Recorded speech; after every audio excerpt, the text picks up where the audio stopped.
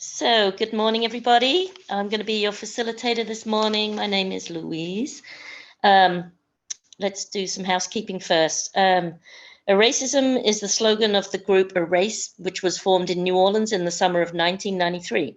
We seek ways through person-to-person communication to show that we are committed to treating all human beings with love, respect, empathy, compassion, and humility. Join us.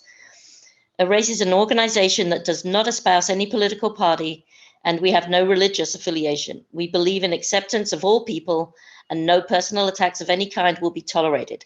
We come with the intention to listen, learn, and not to argue. I will now do the land acknowledgement. We begin today by acknowledging that what we know as the United States is the ancestral and unceded territory of many indigenous peoples, and that there are many more nations and tribes that could be named here.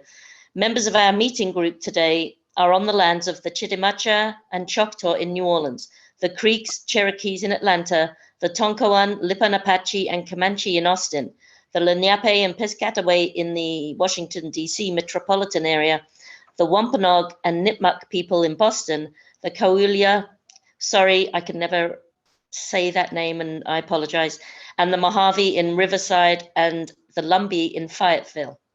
We thank their ancestors for being stewards of these lands through the generations and through today. We need to protect and honor the history and people of these places. Despite the centuries of colonial theft and violence, we should always remember that we are still on indigenous land and it will always be indigenous land. Can you all hear me okay? Yes. Yeah, okay. So for once, we do actually have a newcomer, not a cucumber, a newcomer. And so I will go through some of the rules that we have here. We obviously ask you to stay muted unless you are speaking.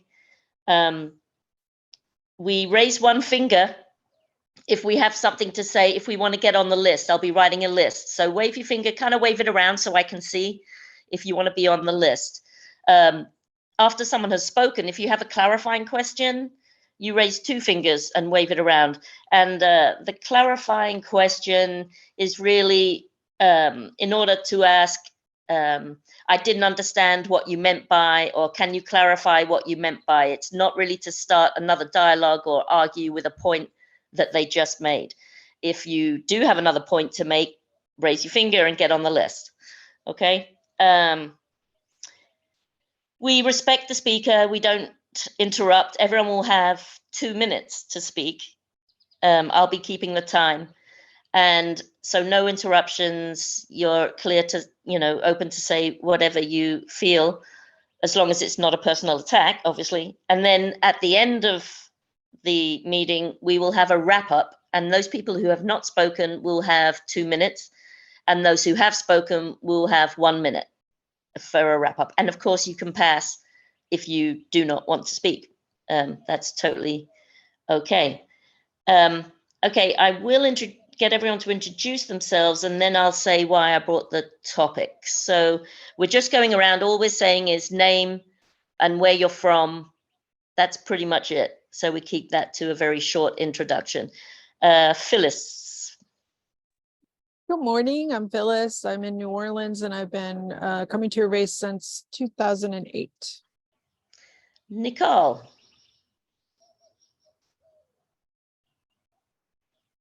Muted, you're muted, sweetie. Nicole, I'm from Austin and I've been involved in the disability community for a very long time. Larry. Good morning, I'm Larry. Glad to be here. Nancy. Good morning, I'm Nancy. I'm located in New Orleans, and I've been coming to Erace since June of 2007. Thank you. Teresa. Good morning, I'm Teresa. I'm in Fayetteville, North Carolina, and I've been coming since last August. Marla.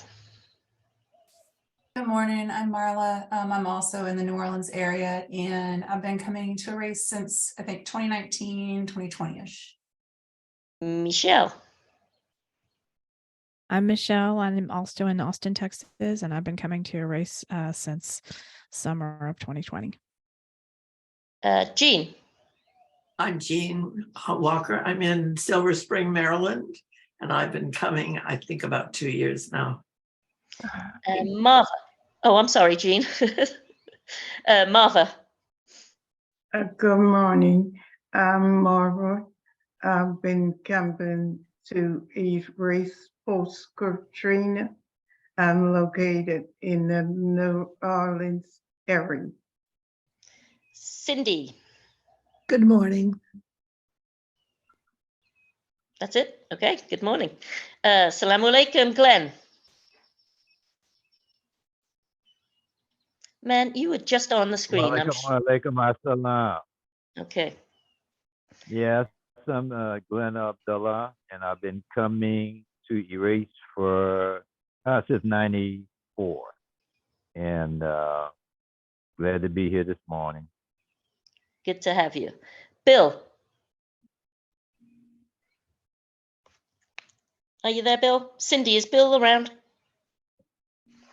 I'm sorry, I was Oh, there muted. it is. I'm Bill Ives. I can't seem to get my video working.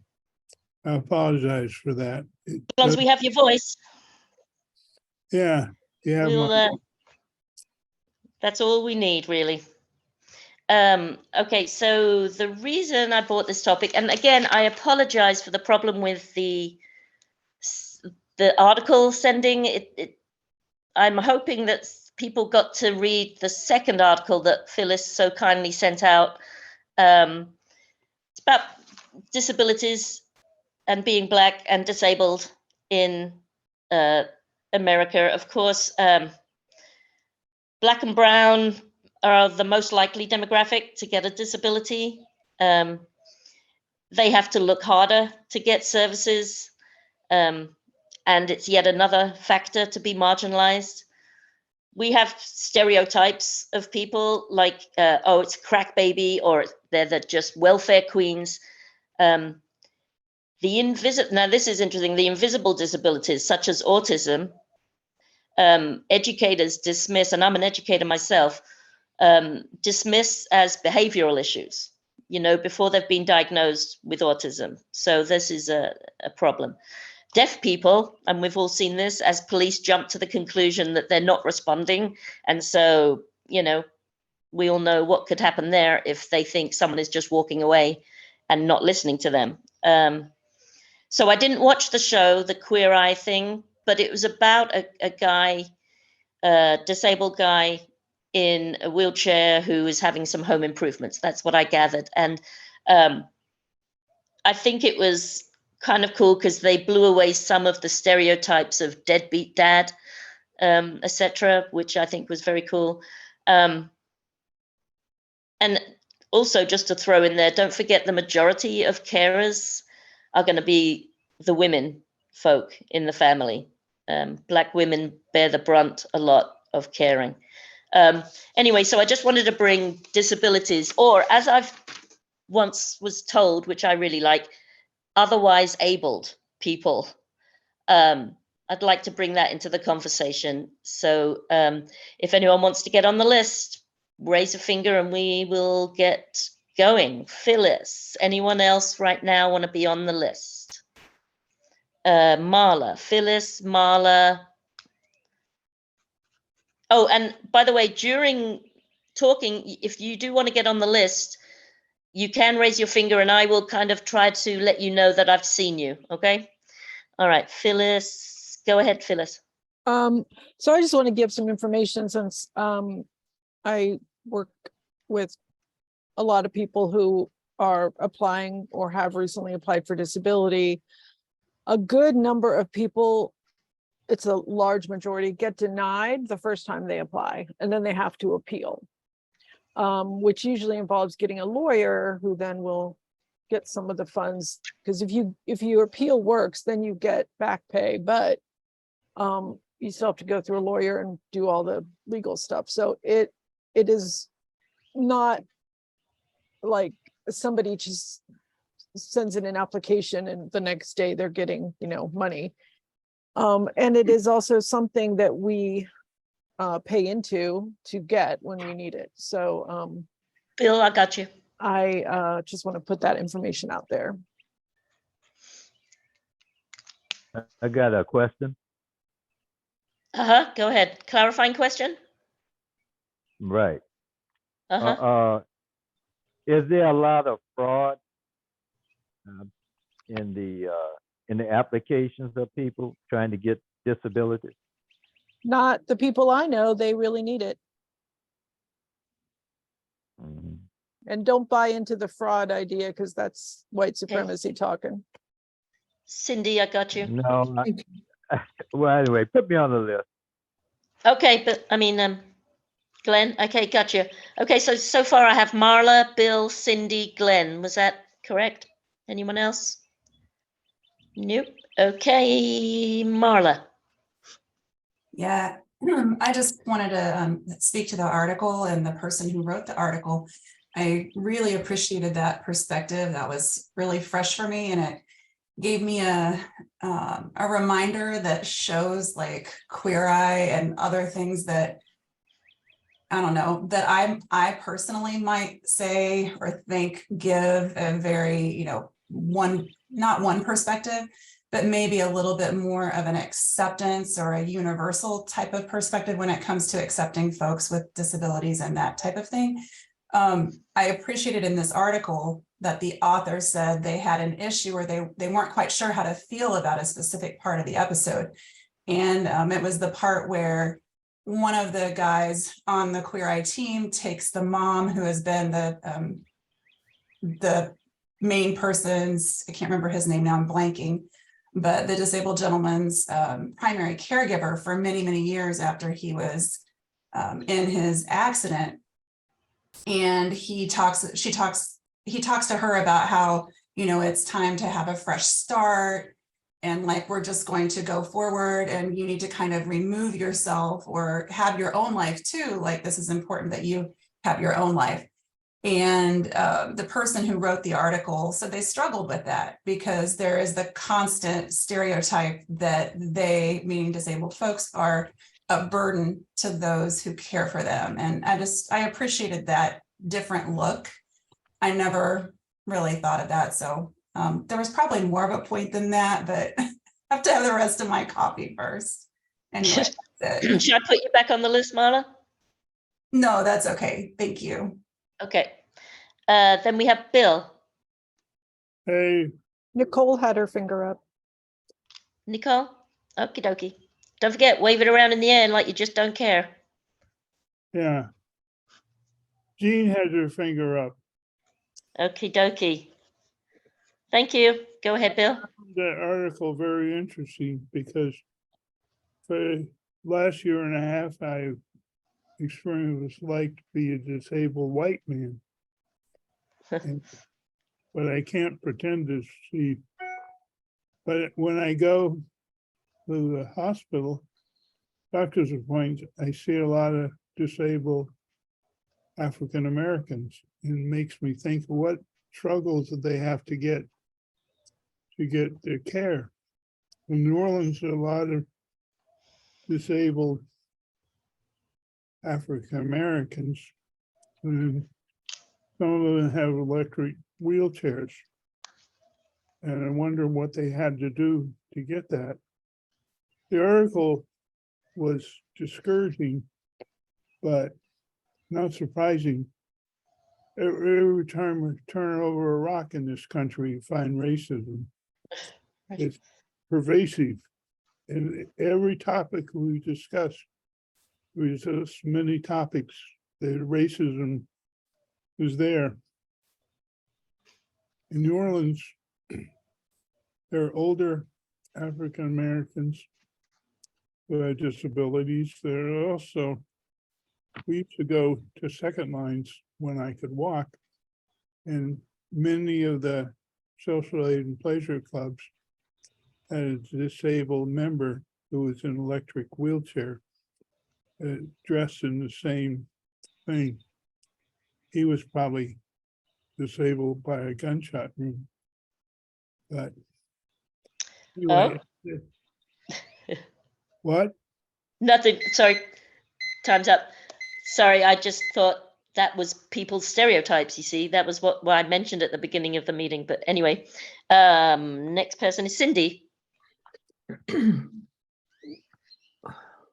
When I first started teaching, I had a non-categorical preschool, which means every kind of handicap together, but always under 5. So wheelchairs, children crawling because they couldn't walk yet, mildly handicapped. And it was interesting how they totally accept each other. They got to be friends. They played, and it was almost comic at times because it was all kinds of improv.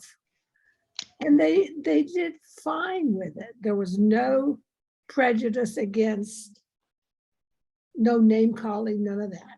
It was really kind of encouraging to the human nature. Now, it changes later, I think, but I don't entirely understand why or if it's necessary.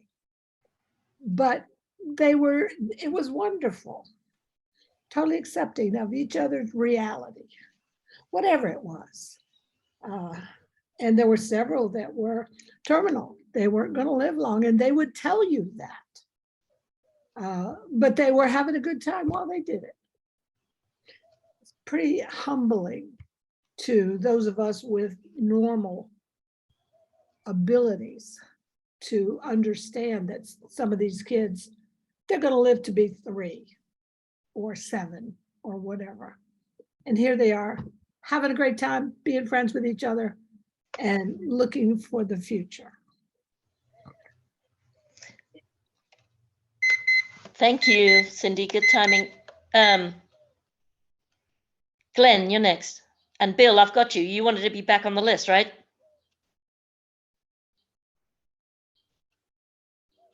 I guess. Thank you. Thank you. Yep. Glenn, go away. I mean, go away. Sorry, that was. Take it away.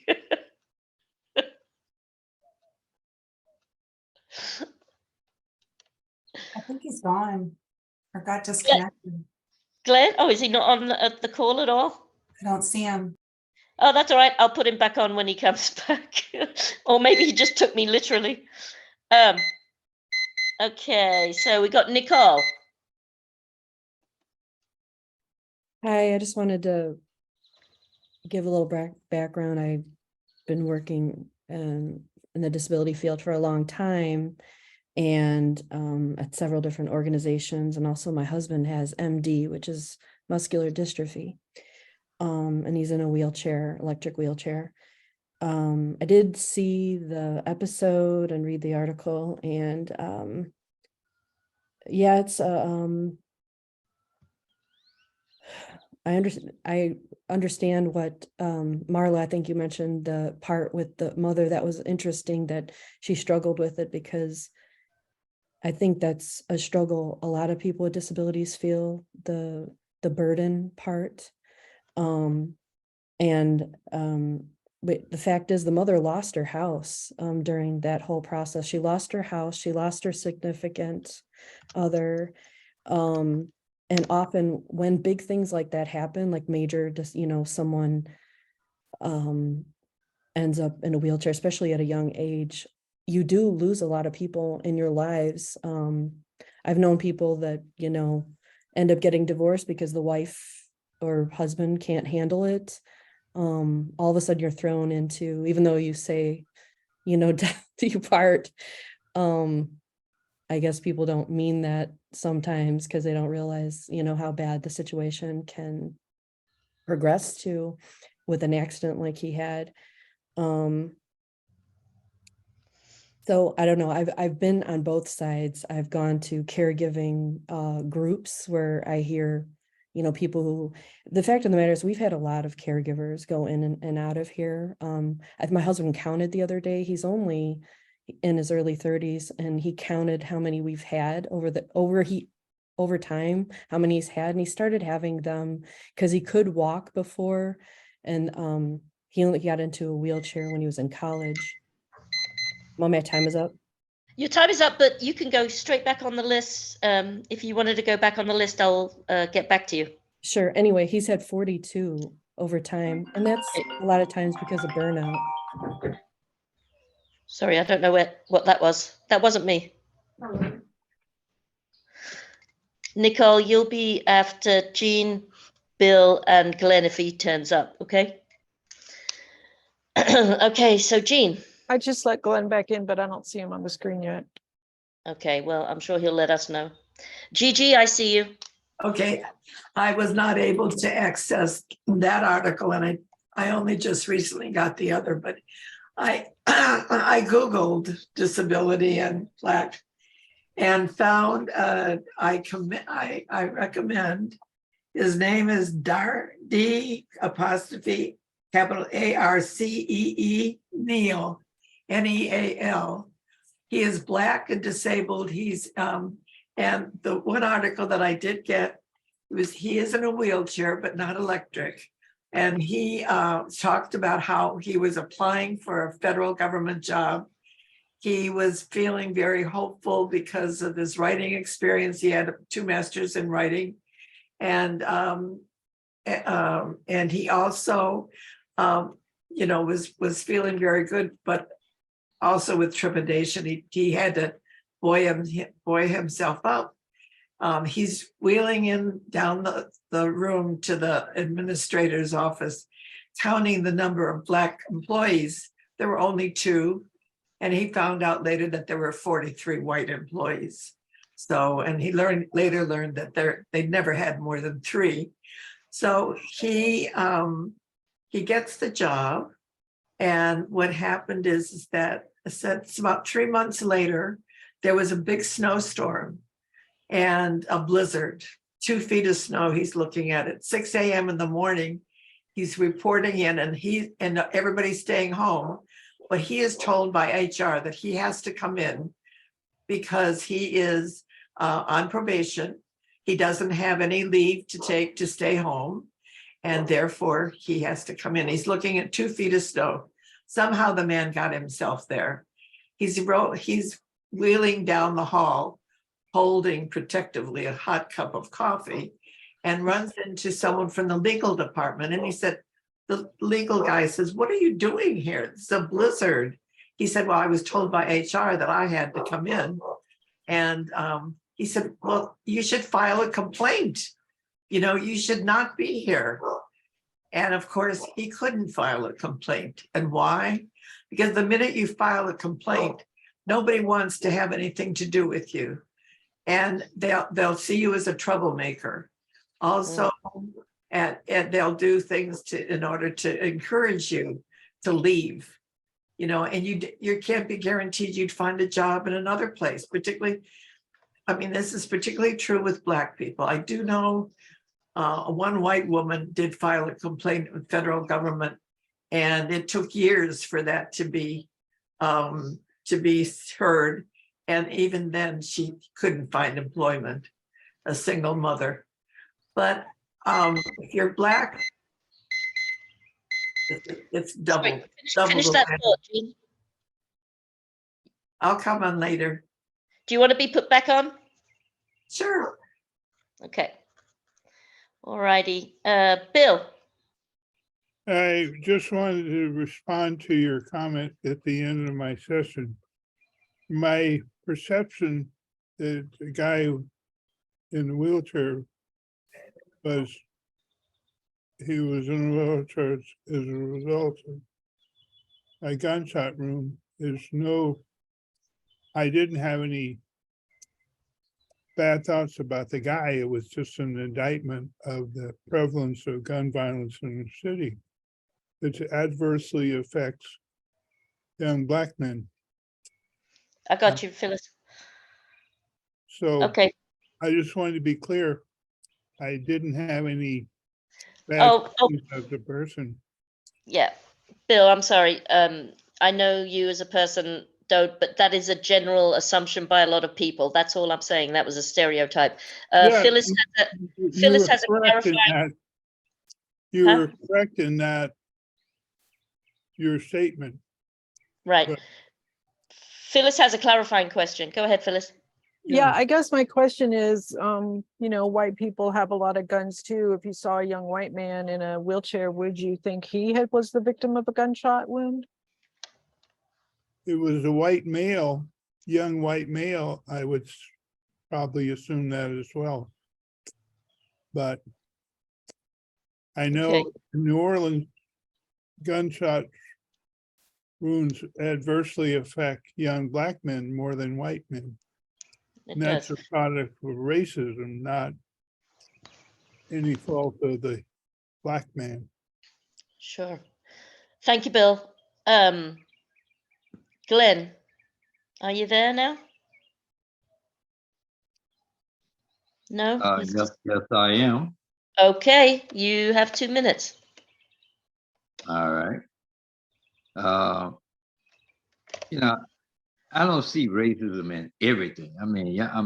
You people can find racism in everything. And Okay, got you, Phyllis. I had a friend of mine who was a cab driver. I don't know, might be 30 years ago or more. And he went and got some of that Social Security for his back. And he put on a performance. And when he went to get it, his pain hit him so bad he had to lay on the floor. And he did a whole lot and he was telling me about his performance. He was telling me about it. And so his wife came to get him, and he couldn't sit up. He had to get in the thing, screaming and howling about the pain in his back. And then he was working in an industry where you can't trace the cash that when you're working. He was working in the taxi cab industry, so there were no credit cards. They didn't use in New Orleans. There was no credit cards, no traceable of which. So whatever you said you made, that's what you made. So he was getting that SSI and working full time, picking up heavy luggage with his back at the airport. And another thing you got to consider, a lot of people who are working in those jobs to say whether you are qualified or not are not white people. They are black people working in those government jobs. So I think we just everything is the poor white man. He's just so evil. Is my 2 minutes up? Must be. Yeah. Yes, it just went up. There it is. I'm going to Hey. pass on the clarifying question. I Can you have a put- clarifying question. But can you put Okay. me on the list, please, Louise? Yes, ma'am. Gigi, go ahead. Clarifying question. My question to my uncle is, what does someone defrauding the government have to do with somebody who's legitimately disabled?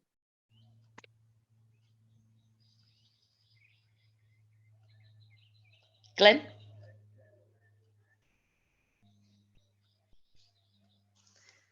Okay, well, if you don't answer, we're going to move on.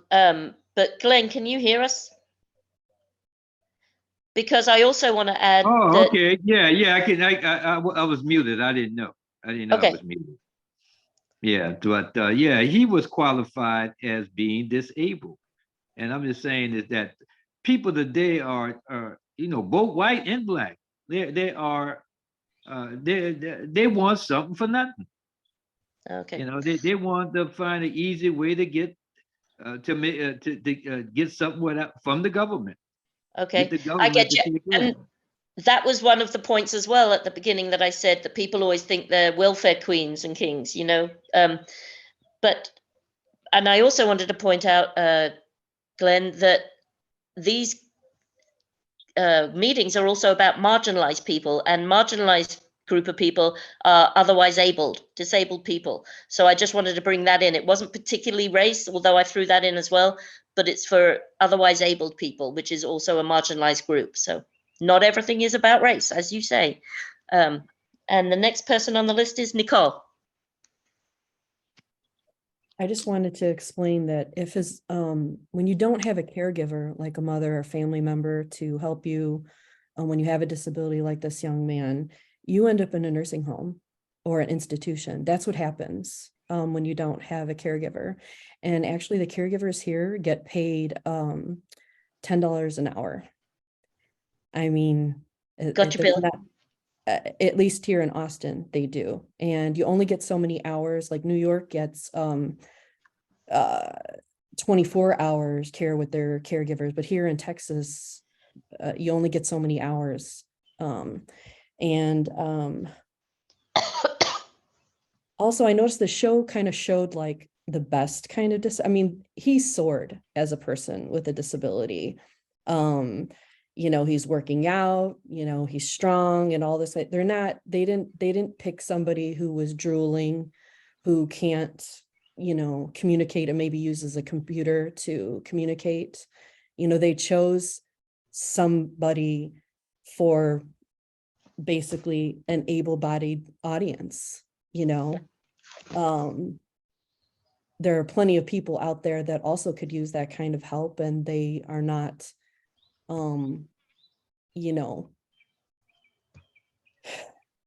they just have more severe disabilities. So I did like how they showed in the grocery store and his house that, he can't reach, that the grocery stores are not made for, people in wheelchairs. Just pointing that out. Yeah, and the last thing is that here in Texas, I don't know if it's everywhere, is that if you're a family member, you cannot get paid as a caregiver. And if you're a spouse, you also can't get paid as a caregiver. But those are usually the people that are there for you, taking care for you. Right. It's a very sad fact, is it not? Yeah, it's awful, that component of it. So then what happens is people with disabilities won't get married. Right. Which is not hoiking the system, it's making the system work for you because it's broken, right? Anywho, we have Gigi.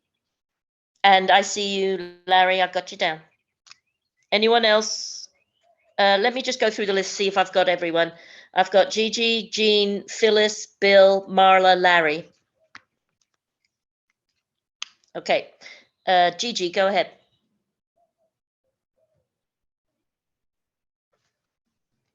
I work in healthcare, so I definitely see about basically every form of disability that you could have. And what I notice is with people who don't work in healthcare, they assume a lot of things. Like I saw a lady leave a basket in a handicapped parking spot. And I just looked at it. I said, you really gonna leave that right there? And she just looked at me. I said, don't worry about it, I'll move it.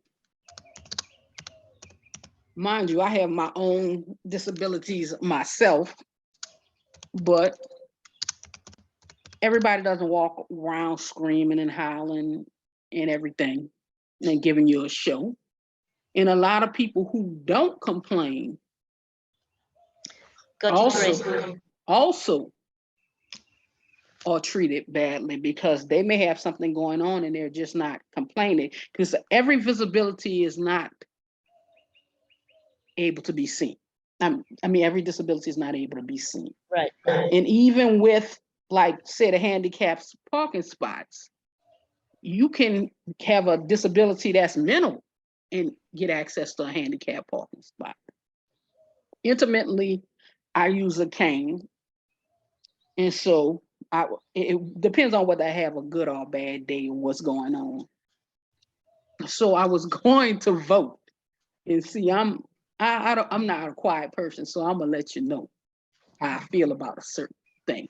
So the guy, when I was walking in, going through the handicapped section to vote because I had my cane that day. And God said, "Oh, you don't look handicapped to me." I said, "Well, Dr. Pepper, I didn't know your office was at the voting poll." I said, "That's what you're doing now?"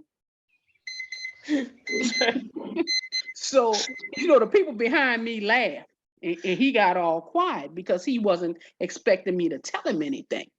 But I did. And, it shouldn't have been that. It should have just been, welcome this way, go vote, goodbye. That's it. Right. Thank you, Gigi. Jean. Yes, well, I have a rollator. That's what I walk with. So I get on the metro and the handicap seating, if someone's sitting there. Oh, and are you handicapped? Because you can't always see the disability. But excuse me. But I do want to bring back to Darcy Neal. He actually is a doctor now. He teaches at Ohio State University, teaches writing as well as disability rights. And he's an inspiration in many ways. And I found him on a website, which is called Disability and Philanthropy Forum, which is a forum that urges people who are providing grants for inclusivity. Pardon? Am I ready? No, you're fine. I was just telling Nicole she's on the list. Sorry, honey. Okay. So they're encouraging people when they're looking at providing grants for inclusivity to also look at ableism. And he refers to it as ableism as opposed to disability. And it's a great site. His articles are in the resource library. He has been on many forums, and I really urge people to check out someone like this. And I have a nephew who's Black and autistic, and he's been doing fairly well, but he's lucky because his mother's a doctor and his father's a lawyer. And I have a godchild who is a young Black woman now, and she is working. She has a job at Target, and she also is in Special Olympics, and that's what's gotten her through. And of course, she has two sisters, and her mother died last year, but everybody's taking care of her, and she's doing well. So there's lots of different forms and lots of different areas and issues to deal with. Anyway, thank you. Thank you, Jean. Phyllis. So yeah, I just want to remind that we don't make general broad comments about groups of people, including the people in this group, like you people. That's not really within our purview. And that one example of somebody trying to get over a system is not a pattern that means the whole system is corrupt. So let's not do that. In Louisiana, family members can be paid caregivers, and I believe the limit is 18 hours per week. And I want to say that when I moved here from Berkeley, California, I was shocked by the poor access for disabled people in a lot of our spaces. It was actually the topic of my senior project to get my social work degree. Now there are sidewalk cutouts in a lot of places here, but there weren't when I started. The St. Charles streetcar was not accessible to people in wheelchairs, and some of them are now. I was on one recently that actually had a wheelchair lift. And some of the buildings, and I believe that because of the age of some of the buildings, they don't have to meet ADA compliance. My own social work school building did not meet ADA compliance until it moved downtown. So, New Orleans is kind of being an older city. I think that led to it. And also maybe the fact that the perception was that it was more Black people disabled than white people, so they weren't trying to solve the problem. I don't know. But I had two women in my social work class who had cerebral palsy and were both in wheelchairs, and they had a hard time getting around. So they were from other places. Thank you. Thank you, Phyllis. Bill, you're up. First of all, I have great admiration for Greer speaking up. I admire her greatly for that trait and enjoyed her story. But as I said, in the last year and a half, I've been a disabled white man, and it's not fun. And I have learned to experience the obstacles that disabled people experience. And also, I am blessed with a caretaker. If I didn't have Cindy to help me, I might have to go into rehab. So you pay a lot for disabled license plates and things. So I read the first article, which I found much more impactful than the second one. The second one was good too, but the first one had a lot of stories.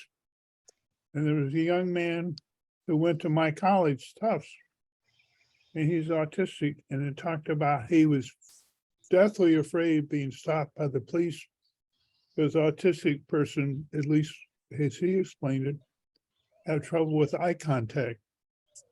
And he was afraid that a police officer would take exception to his ability for lack of ability to make eye contact and kill him. I know that's a real fear. There's a real fear there, not a fantasy. So the article opened me up to a new thing to think about. I see an African-American person disabled. I know they had a lot more struggles than I did. Okay, thank you. Thank you, Bill. So we might have to start the wrap up in a little bit. We've got Marla, Larry, Teresa, Michelle, Nicole, and Glenn. I had a question. No, I'm not on the list. Just wanted to ask a question. Oh, a clarifying question? Yeah. To Bill? Yes. Okay, go. Bill, what do you mean you had to go into rehab? What is that? Cindy helps me with a lot of daily functions. And I might have to have assistance if Cindy was not professional assistance, if Cindy was not available to help me, and it placed a real burden on her, which we both recognize. We try to take steps to lessen the burden. So does that answer your question, Glenn? Yeah, yes, it does. Okay, thank you. So we got Marla. Yeah, I just wanted to follow kind of on something that Phyllis said about people trying to take advantage of the system. I think a rule first and foremost should be when someone tells you something about themselves, whether it's a disability or something that happened to them, assault or whatever, you should always believe them first. That's the very first thing, until proven otherwise, and not necessarily looking to prove otherwise. Just believe them and kind of stay in your lane in that regard, I think is a good rule to follow. I also wanted to point out, the obvious that what our society values, right, is an able-bodied, lighter-skinned person because of the systems of oppression that are in place, and that the intersection of disability and racism are very parallel and powerful systems of oppression, both of those, and they intersect in this instance to make it, more than doubly worse for someone who is Black and disabled. And I think that was essentially it. Just, no human being should have to work for basics. No human being should have to fight for a basic access to a damn grocery store, I mean, something that is just so basic to all of us, but yet here we are because America, what we value. So that's it. Thank you, Marla. Good time.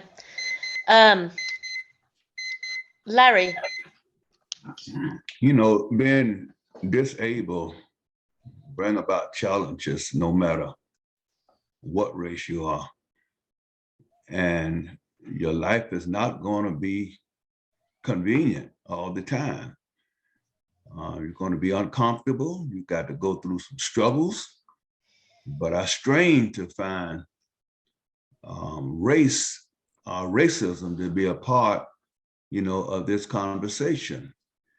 And, when I read that first article, my first antenna that went up was, here we go again, having a conversation about poor little disadvantaged Black folk, And then the article went on to say Miles' story is emblematic of what it's like to be Black and disabled in America. Every day is a struggle to not get left behind. Well, it's a struggle with white folk too, when they're disadvantaged. A lot depends on caregivers.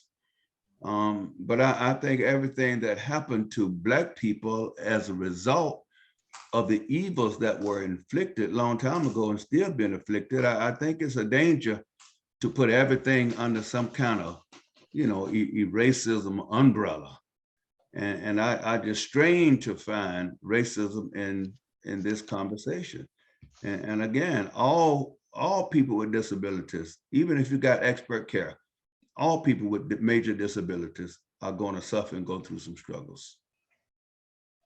Thank you. I got you, Nancy.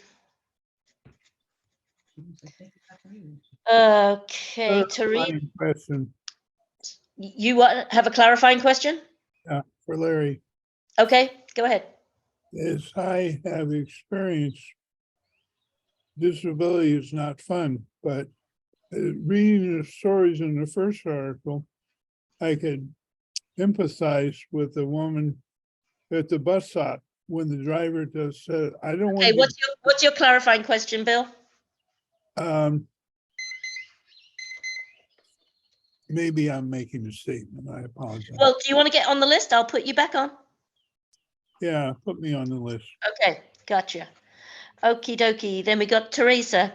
Oh, can I just say, hold on, we've got Teresa, Michelle, Nicole, Nancy, and then Bill. Is there anyone else? Because I'm going to close the list soon. Anyone else want a last minute list thing? You can add me on. Gigi? Okay, babe. Gotcha. Okay, Teresa. Yeah, I was just responding to what Nicole said. So my mother was going to apply to get paid to be a paid caregiver, and we're in North Carolina, and I can't even call it paperwork, the friggin' college size thick manual, and my mother's what, 82? There was just no way she was going to fill that out. Just absolutely no way she was going to fill that out. And I kind of did one of these numbers to thumb through it. It was like, hell, I might as well just keep working at CVS for my money. I mean, the part of the reason that I mean, one, I got priced out of Austin, but I just figured if I'm going to move anywhere else, I'm going to help my parents who are also helping me.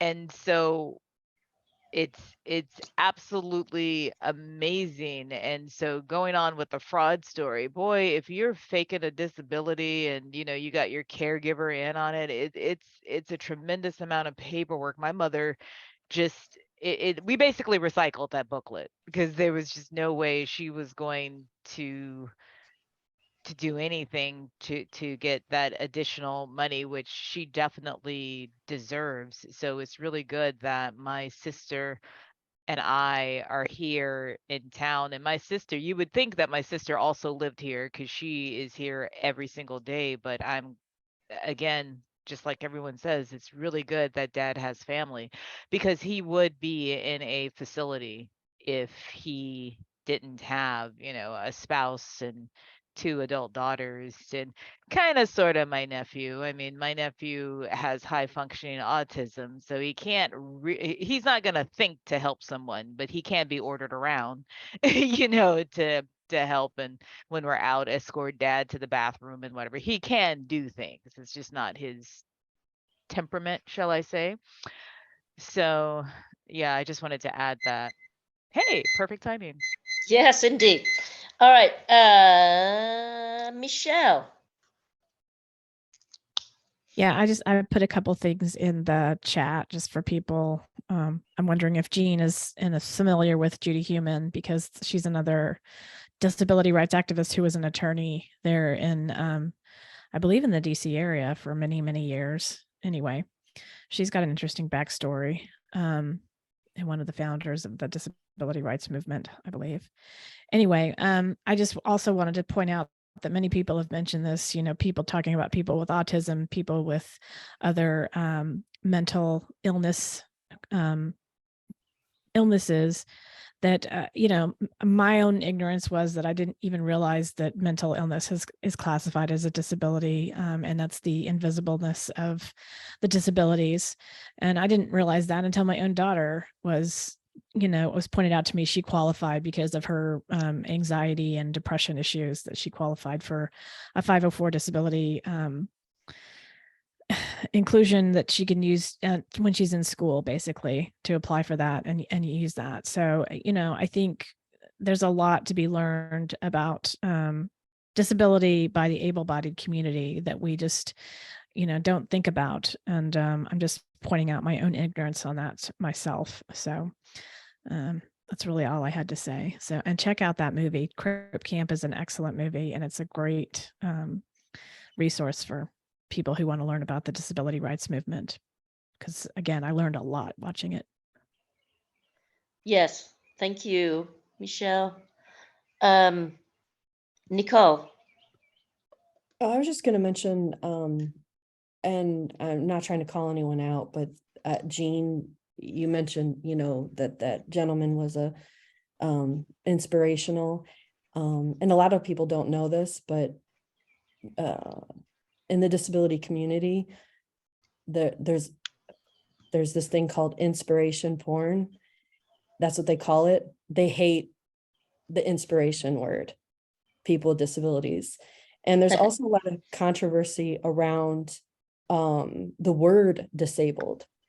What my husband and I have found is that people that are kind of born with a disability and have lived with it their whole lives, they're proud to say that word.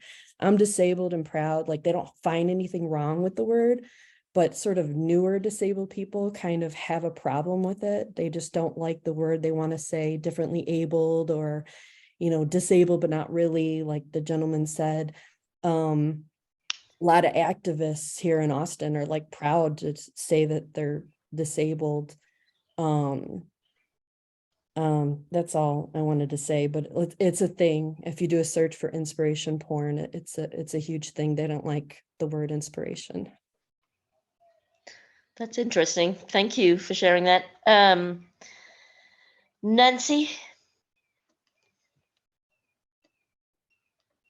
I just wanted to talk a little bit about, I guess, the intersectionality of racism and disabilities, particularly when you're talking about behavioral disabilities or learning disabilities, which if you have had a child that had those, and my son had attention deficit, and he also had what's called CAPT, audio processing, central auditory processing disabilities, which is the difficulty in processing the spoken word.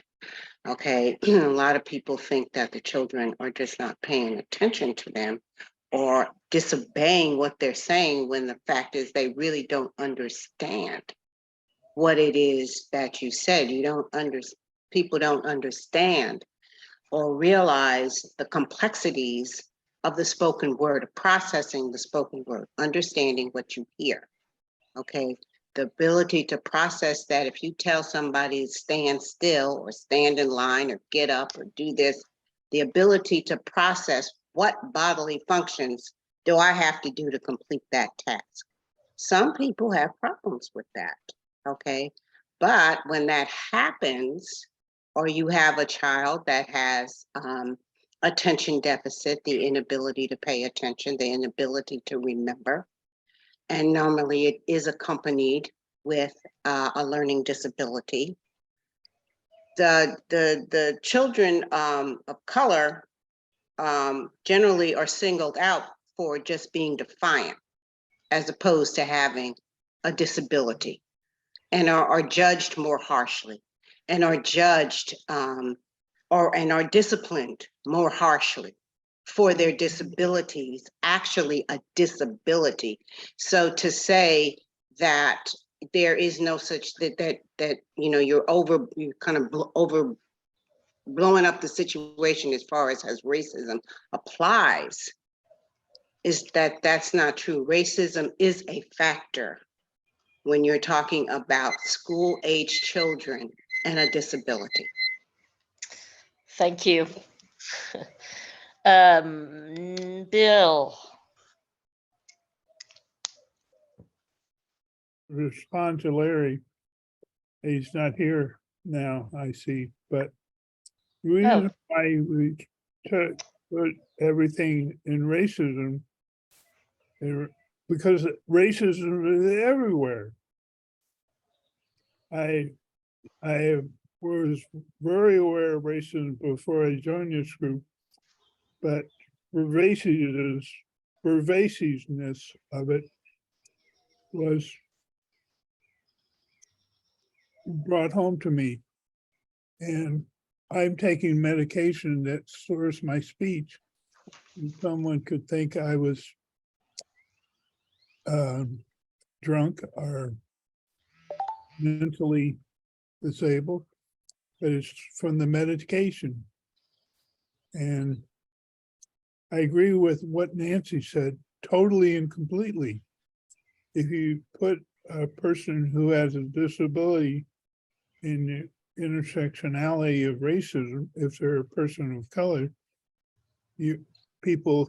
white people automatically assume that's a character flaw in them, not a disability. So this article, the 2 articles expanded my awareness, and they were great. And this group, as I said earlier, if you turn over any rock, you'll find racism under it. It's so pervasive in our country. Thank you. Thank you, Bill. Gigi. It's sort of piggybacking on what Nancy and Bill said. People don't realize that every subsystem is a microcosm of the reflection of the total world. Because if there's racism in religion, then there's racism in healthcare. There's racism in laws, there's racism. It basically permeates and crosses across everything.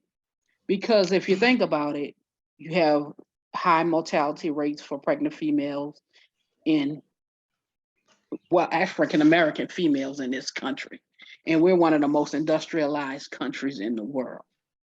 Our healthcare is so permeated with racism.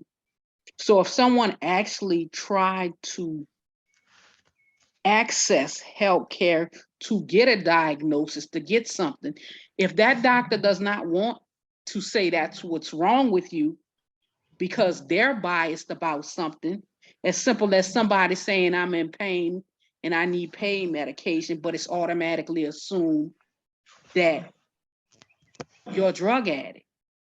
Black people are underserved on a normal level, just in living life in America. So when you're handicapped and of color, then you're doubly underserved. Like when they were talking about the person with the rolling pin and reflecting on, well, maybe you need to get that checked out. Maybe they've done that, Maybe they've tried to access the system. Maybe they've been turned down too many times to where it's not just worth it. And I think that's a part of being Black in America. There comes a point to where some of us give up. And if you keep walking into a wall, thinking you're going to pass through it, eventually you're going to give up. That's it. Thank you. Perfect.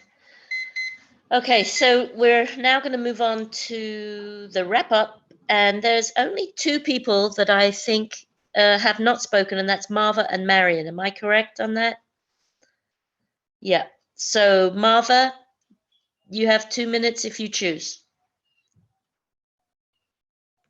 I agree with Nancy, Bill, and Gigi. I worked in a healthcare facility for 43 years. I'm retired now. And I have seen racial discrimination all of my work years. I disagree with Larry and Glenn, and racism have not disappeared in healthcare. Thank you. Thank you so much, Marva. Marion, 2 minutes.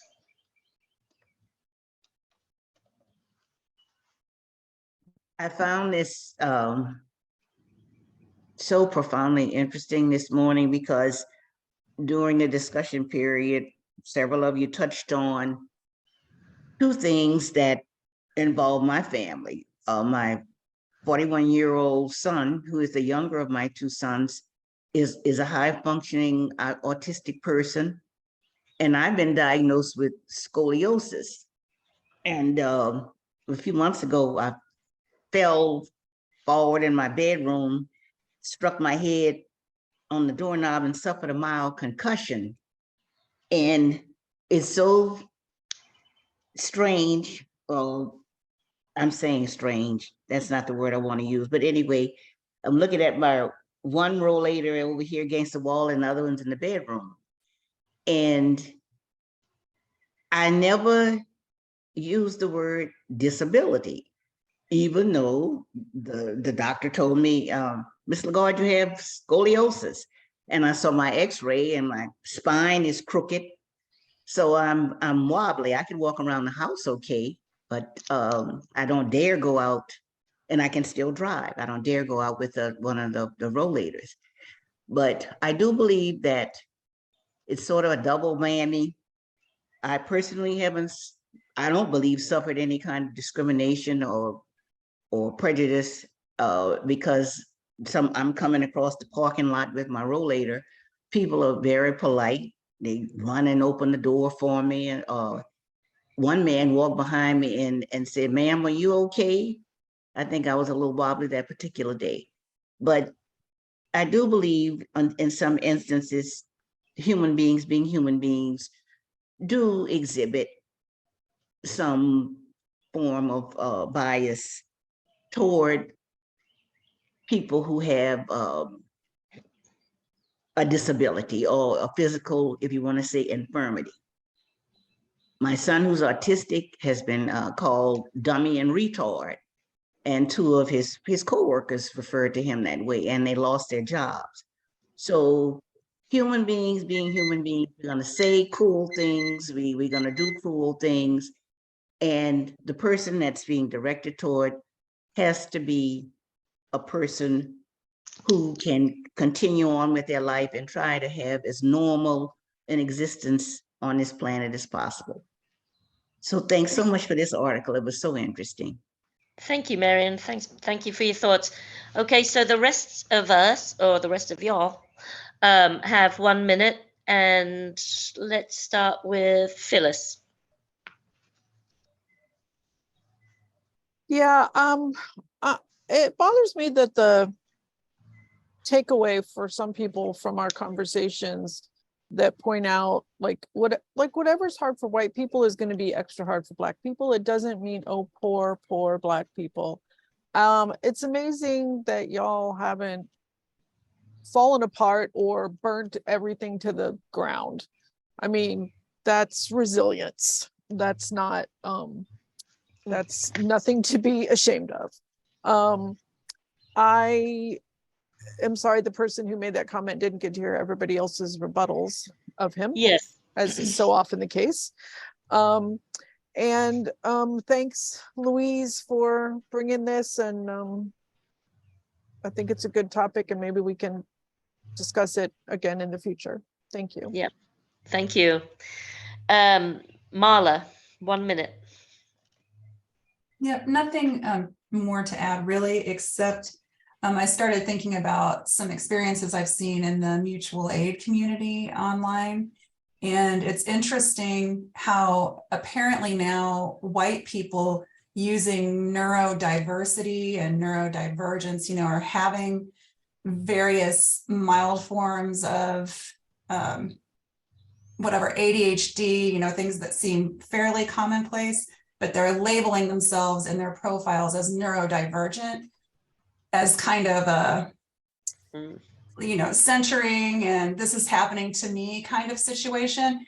That has become a thing that is being called out by Black and brown folks, it's been very interesting to watch and read about, kind of also calling to obvious need for Black and brown folks with true neurodiversity, neurodivergence, to have their own spaces of support. And that has also become a thing of conflict. So, white folks got to be up and everything. Anyway, thanks for a great article. I really, really appreciated it. Thanks. Thank you. Bill. You appreciated Marion's comments about her positive experience with the rollator. I use a rollator too, and I have found many acts of kindness from people, Black and brown and white people, who give me many acts of kindness. So I like the article because it gave me additional things to think about when I go out. I experience a lot of handicapped people, visible handicapped people. We want to know what the invisible handicaps are. So you have to give people a huge benefit of the doubt, because you never know what their experiences are. So thank you, Louise. Thank you, Bill. Cindy. Like a lot of other issues we've talked about, I think the biggest lesson for all of us is that acceptance of individuals, whatever they bring with them, whatever their issues are, hey, they're human beings and they need to be accepted. And I would argue, valued. Maybe they're different. It doesn't matter.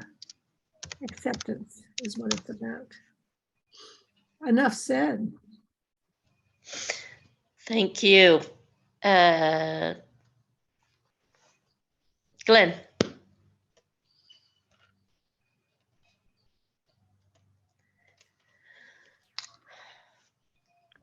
Well, I think that African Americans concentrate too much on pain. It's almost like it's their enjoyment to concentrate on the past, what happened to them in the past, what they experienced 50 years ago, but their main problem, what they don't see is they don't have no plan for what they're gonna do in this country. They don't have no plan. They don't have a plan for the future. See, other immigrants come here, they have a plan of where they're gonna be. what their community is, the progress their community is going to make as a whole. Well, African American has no such plan of where they're going to be. They just, glad to be here. That's it. Thank you, Glenn. Nicole, is Nicole left, right? Yeah, okay. That's a shame. Jean. Jean, you're up, sweetie. Oh, maybe I'll get back to her. Gigi, 1 minute. Oh, this is an interesting article, and it reflects a lot of what's going on today. Because back when our communities were flooded with crack, there was no compassion. There was no help. There was no outreach. But now that other communities are plagued with opioid addictions, now we've progressed to the point of having Narcan. Now we're more into helping people with addiction because that is a disability when you're addicted. It's just different when we have an issue. It's like a Black man is drunk, he's a bum. A white man is called chemically dependent. The racism is even in labeling of disabilities. That's it. Thank you so much. Jean, can you hear me? You're going to have your 1 minute wrap up if you want. Not really. I appreciate being told that inspiration is not really a great word. And I understand that. Actually, they're just taking their place in society and making their own way in the world, despite disabilities. But, and Michelle, I think, put in the note about the Crip Camp. That really was a fantastic documentary. And I think that was the same group of people that gathered together in New York City and blocked the street in order to get disability rights, to get a law passed that helped. So thank you for everybody's input, and appreciate seeing you all once again. And everybody stay safe and healthy. Bye-bye. Thank you, Jean. We have Michelle. Yeah, I don't have a whole lot more to add here, just to say thanks for all the comments, and definitely disability is something that I think we easily are able to forget in our day-to-day lives, because if we don't live with it, it becomes invisible to all of us. And how much, if you think about how many people you interact who actually have disabilities that you can see and know about, because I'm constantly having to, like, when I'm in situations where maybe it affects a large group of people, I'm having to get reminded, and I often do in certain circles that I circulate in here in Austin, get reminded, like, take account and stock of what's needed for the disability community for them to be able to join in. And that's just not a mindset I grew up with. And I still have to think about that when planning things or doing things. It's just taking into account that, as an able-bodied person, what might be easy for me might not be so easy for somebody with a disability. And if we want them to participate, we really do need to take into account what they might need in order to become part of a community that we would like them to become part of. Because we need that voice and we need that personality, those people in our groups, in order to be able to be inclusive. So I just have to stick that out there, that as an able-bodied person, I'm constantly being reminded, like, don't forget about that. I think racism, we have to be reminded about the racism too, but racism seems to have gotten really more to be part of the mainstream conversation amongst definitely more progressive and liberal circles for sure. But disability seems to still get kind of forgotten a lot of times. So thank you for bringing the article, Louise. It was interesting. You're welcome. Thank you. And lastly, we've got Nancy. Okay, thank you for an article that focused on a different group. I mean, it brought together, the intersectionality of disabilities and racism. I do want to say, what did I want to say? I wrote it down and now I got a blank. But I think that I agree that we all need to be more empathetic and accepting of people who are different than us, which I think kind of really is the point of this group, is to look at things from a different perspective, not just our own perspective or our own viewpoint of how things should be, or I know what the other thing, or how we think things should be. The other thing is the comment made, we live in the past. I think that this group it's therapeutic for people to be able to discuss their experiences from the past here.